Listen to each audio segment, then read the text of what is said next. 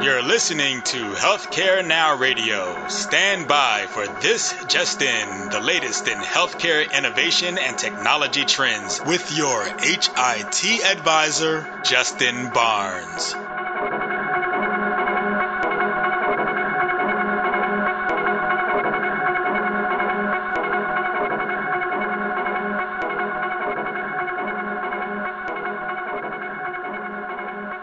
Thank you for tuning in and welcome to This Just In. I'm your host, Justin Barnes.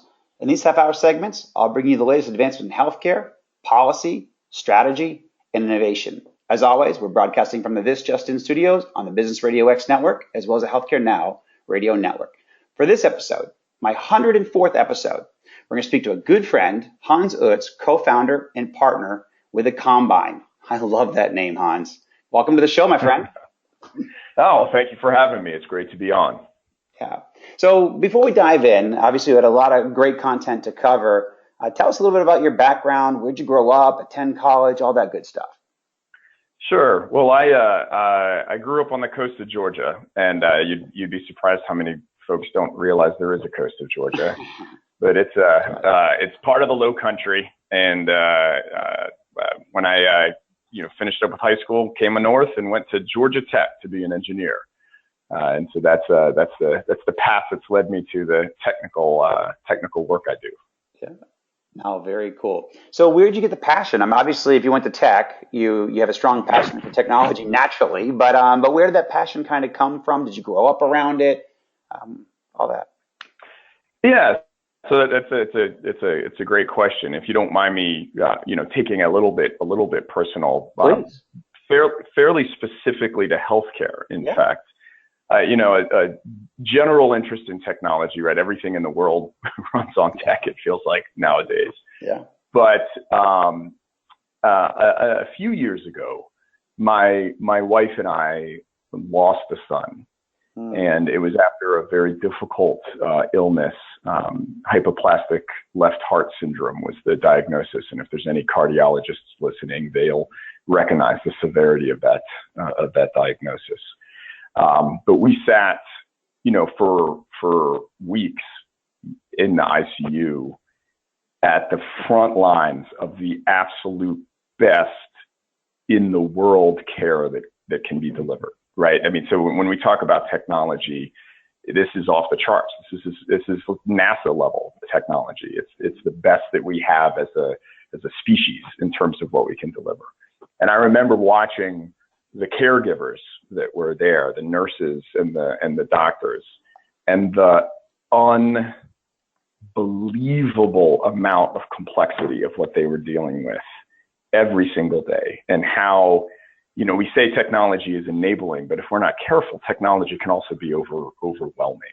Yeah. And I remember thinking that on so many fronts, there's so much that we can do, that we can do to help these people. These heroes really continue to deliver the care. And even though we had a terrible outcome, it was very, very painful.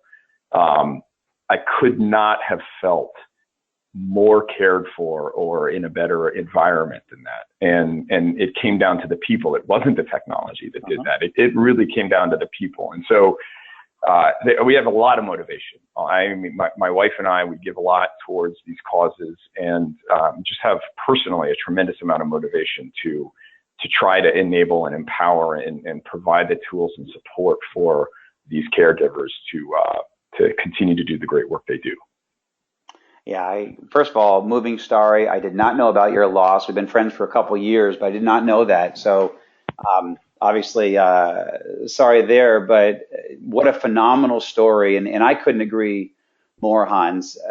My passion in healthcare, I've been pretty much on the innovation side, some service, because when you have a technology company, you have to have service wrapped around it, and to an extent.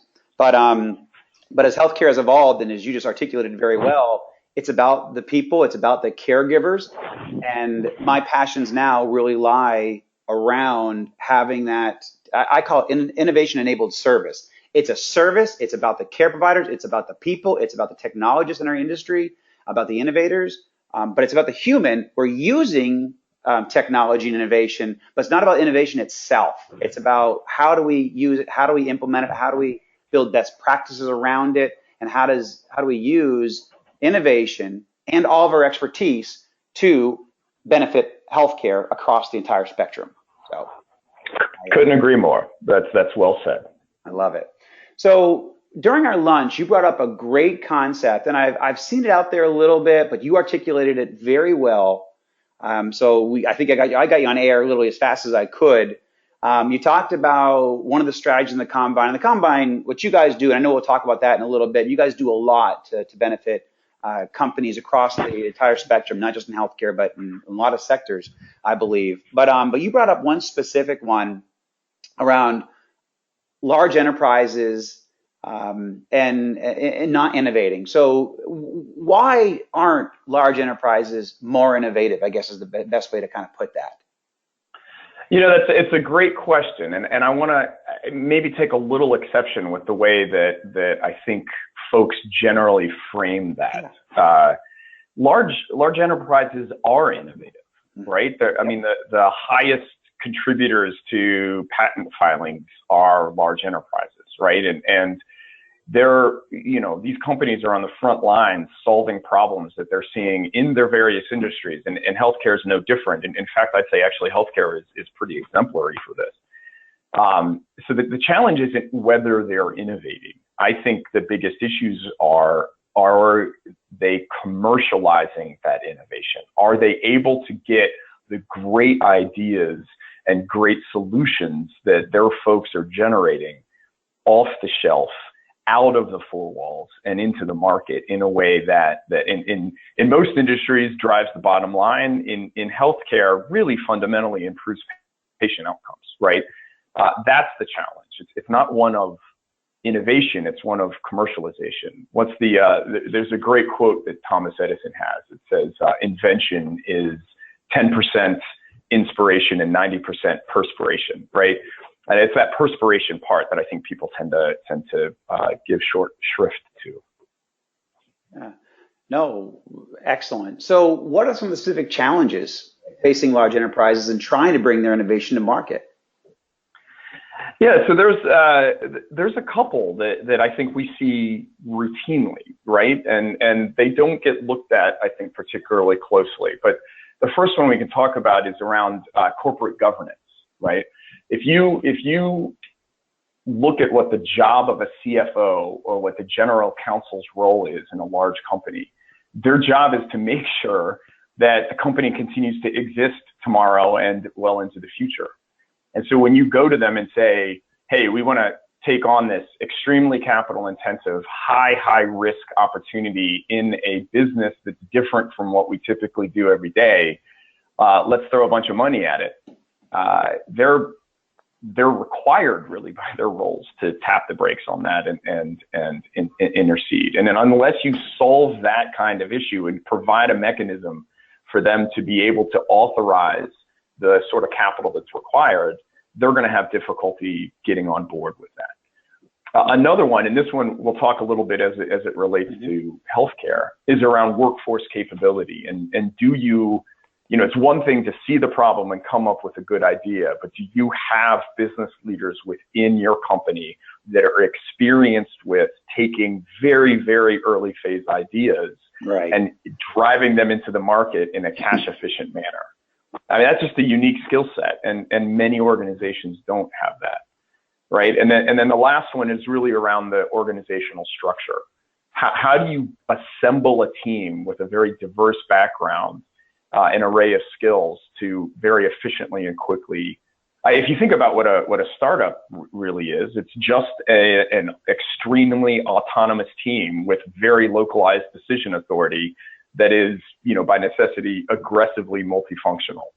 It's one thing to set up in a startup. It's very difficult to do that in a large enterprise. And so these things provide friction, I think, towards getting that innovation out of the four walls of the company. Yeah, no, I mean, I've lived this, I guess, in so many ways. My early career, I worked for, went to a large company right out of college, HBO-owned company, which then merged with McKesson. But we we were not an innovator. I mean, I loved my experience. I loved the people I worked with. I loved the company. But we weren't building big innovation. We were acquiring big innovation. But we weren't truly the best innovators of things that we actually created from within our four walls. So I lived and breathed exactly what you're hitting on. You've covered it a little bit. Any additional specific challenges that we face in healthcare regarding this, or is it different, or are we just kind of the same with everybody else? What do you think there? Well, I would say you're similar to a higher order, right? So here's what we see a lot in healthcare.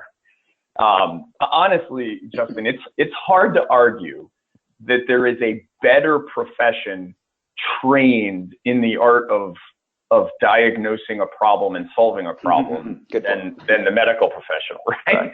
I mean, so other industries may accidentally stumble on solutions or have some process around stumbling on solutions. But in healthcare, you have, thousands, millions of people who are specifically trained on the scientific method, whose job it is on a daily basis to diagnose issues.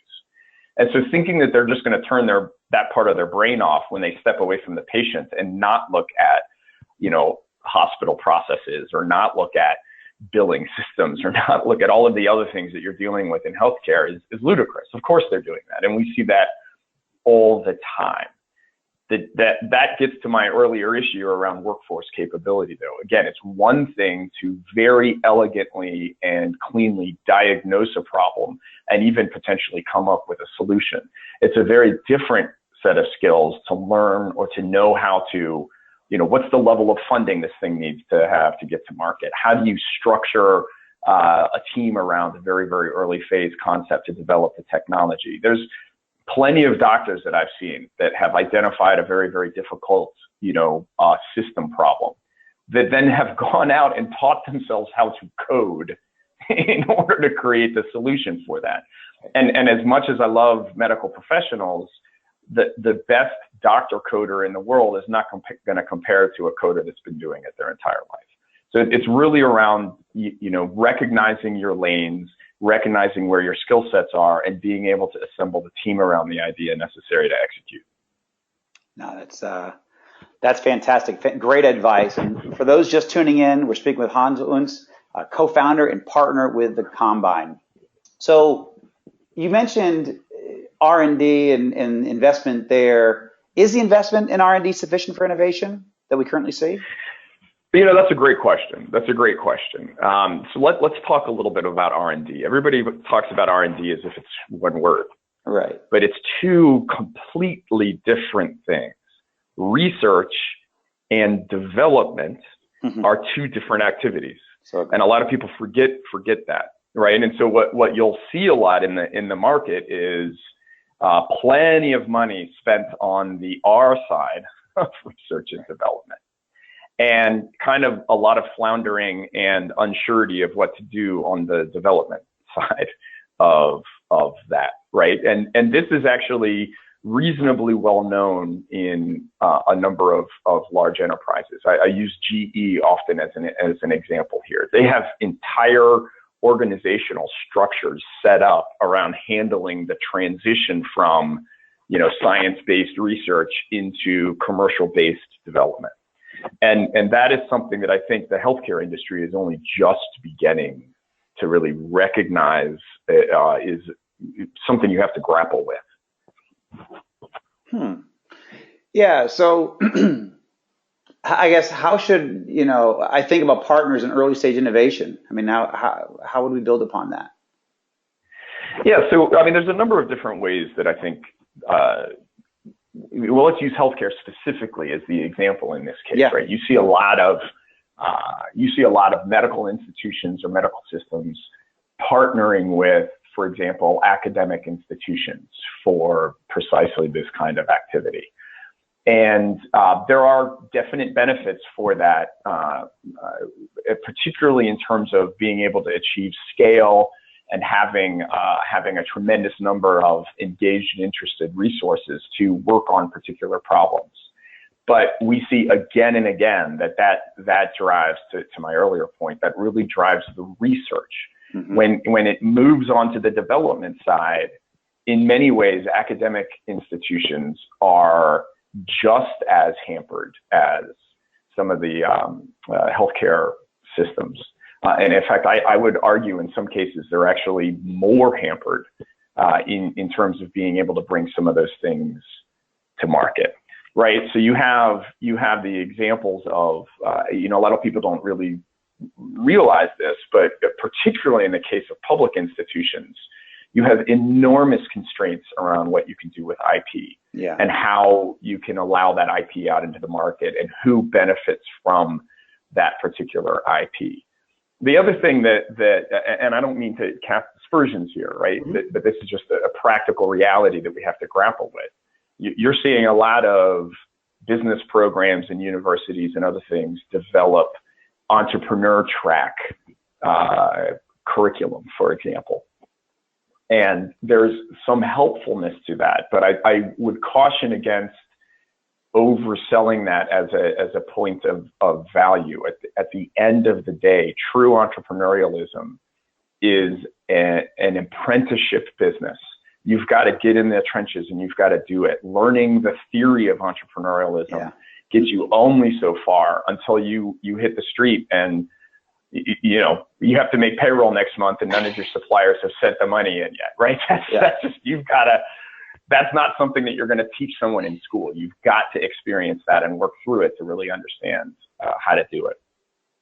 Yeah, I mean, there's a lot there for sure, because I almost say it's, you really don't know how you're going to react until you get punched in the face. And that's the exact same example with, my gosh, making payroll or, not doing enough customer discovery. And next thing you know, you may have taken a little bit of money, but you're not getting customers. You're not building out your organization, your use cases. I mean, there's so many components to being an entrepreneur. And then how to, I remember in our early days at Greenway, we did really well for the first couple of years.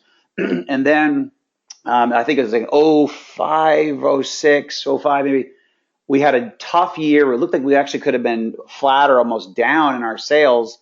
And we just kind of laced up our boots and we legged it out. We just called it, we basically put on our boots, we laced them up and we went to work. And we ended up crushing it for the year. Not as well as we did other years, but I think, usually we grew almost like 25% a year, 35% a year for 11 years. But that year we may only grow in like 15 or 14, but still we almost still gonna have a down year, but we kind of got in there. And thankfully a couple of us had been entrepreneurs before that. We knew how to buckle down, and we've been punched in the face before, but we knew how to get back up again and go back at it. And none of that can be taught in a school at all. That's absolutely correct. 100% there with you. And that's, I think, what we try to stress a lot is that it's great that you have people that understand what a cap table is because you've been taught that in school. It's great that you have people that understand what typical venture equity terms are. These things are good and they're very important to know.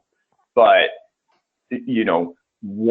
how do you clamp down on costs within a 1 week span of time to make sure that you make payroll? How you got suppliers that aren't paying you. You get on the phone and you call and you call and you call and you call. And some of these things, to what you're saying, it's an experience thing. So you just got to do it. So one of the topics, I don't want to jump ahead too much, but we brought up is how the combine kind of gets in there. And well, before we go too far, tell us about healthcare institutions and how they're starting to specifically set up these focuses around innovation, because we talked about that, these chief innovation officer type roles, but still I think there's some big gaps. So give me your questions, give me your thoughts and answers on that. Yeah, so here's the thing, right? When you're going to make investments in innovation, it's very advantageous to have enormous amounts of scale and capital at your disposal, right? So it's one thing for the Stanford Medical Center, which is building I don't know, however many $1 billion building right now, extraordinarily well-funded, tightly tied to Stanford Business School with all sorts of entrepreneurial experience, and huge benefactors, a lot of wealth from the valley of entrepreneurs themselves, a lot of entrepreneurials themselves that support that particular system in developing innovation, and that is very difficult to replicate in any other market, right? So when you see folks having success in this space, when you see folks doing things that are working, you always have to kind of take a little bit of a look at what advantages they had to begin with, because some of that is not replicable. Some of that is not something you could just say, well, we're going to pick those things up and we're going to move it to this other system and make it work there. Right. So what we try to do with the Combine is take a look at that next tier of system or service provider that aren't conveniently located next door to the largest conglomeration of venture wealth in the universe, right? And how can we help those organizations identify the innovation that they have within their four walls, help them think through a structured approach that de-risks to the extent possible, bringing that innovation out to market, and then how do you get that pushed out as broadly and widely as possible to improve patient outcomes and the care delivery experience. That's really the work of the Combine and how, what we do to try to help some of these organizations. Yeah, I love the concept and what you guys are doing, because I've certainly, as we discussed over lunch, I've seen so many hospitals and health systems begin these programs. Some have done it very well. I work pretty closely with UPMC. We're actually doing a think tank up there in October, really in their innovation center, but it's exactly what they've been able to create. And they've done fairly well. But I think you can count on maybe one or two hands the institutions that have done it really well. But I'm not saying anything negative. I mean, I'm excited for them.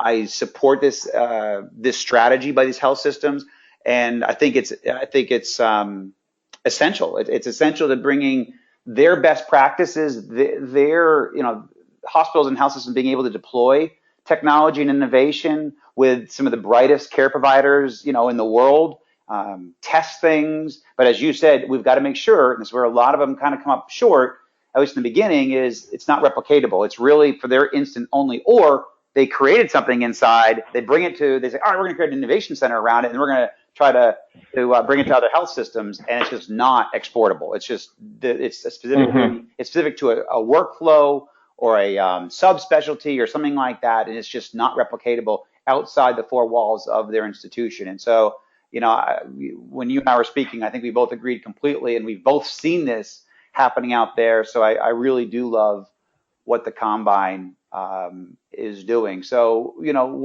just to close out that one aspect of the conversation, what else would you have, how else could you say that you guys benefit, or what are some of the next steps that you guys are going to take to help our hospitals and health systems with this type of a strategy? Sure. So, well, I mean, if you don't mind, let me just talk a little bit about how the Combine does some of this, right? And so we have I want to put air quotes around the word process, right? Because I think you mentioned earlier, everyone has a plan until you get punched in the mouth. Exactly. Right. So we recognize that every circumstance and situation and client and innovation, frankly, is all unique. But in general, what we do is we'll start an engagement with a client and really help them understand the value of what their innovation is. We help them answer that question. Does this translate out of the four walls, or is this really only a problem solved for a specific use case that we have that no one else really does? We do what is called an investment grade diligence on these concepts.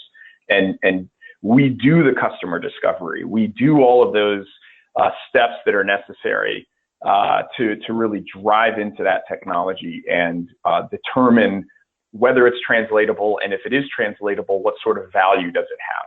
And what's interesting about healthcare is that value doesn't necessarily mean ROI or monetary return. I mean, that's always great, but what particularly I love about healthcare is that anything that really improves patient outcomes falls into the category of value. And that's a huge, huge metric that people want to pay attention to. And so after that particular engagement, any system would be able to say, look, I've got these 5 things. Of the 5, 3 of them are something that's pretty unique to the things that we need to be working on.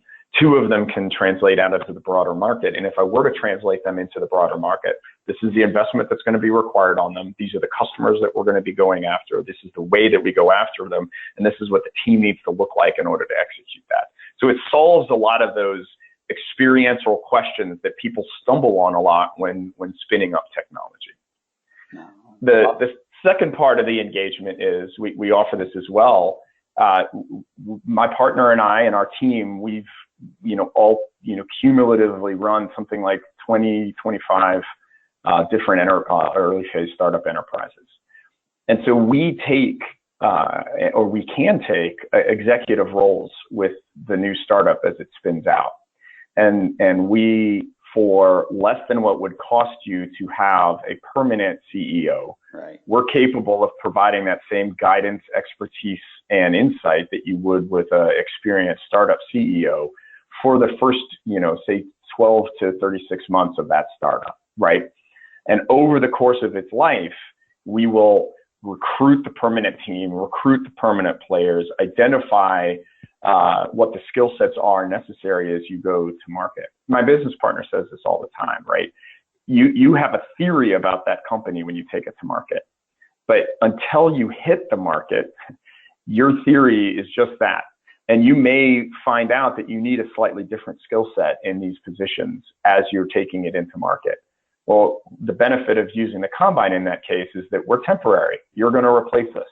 You get to try those markets with us and to learn about how the markets work to identify what the permanent long-term talent needs to be in those positions. I love it. Hey, Hans, we're at time. I love what you guys are doing, you and KP. Please keep it up. And I'm going to have you back on the show so we can hear more of the progress. But thank you again. And I truly appreciate you taking the time out of your busy schedule to join the show.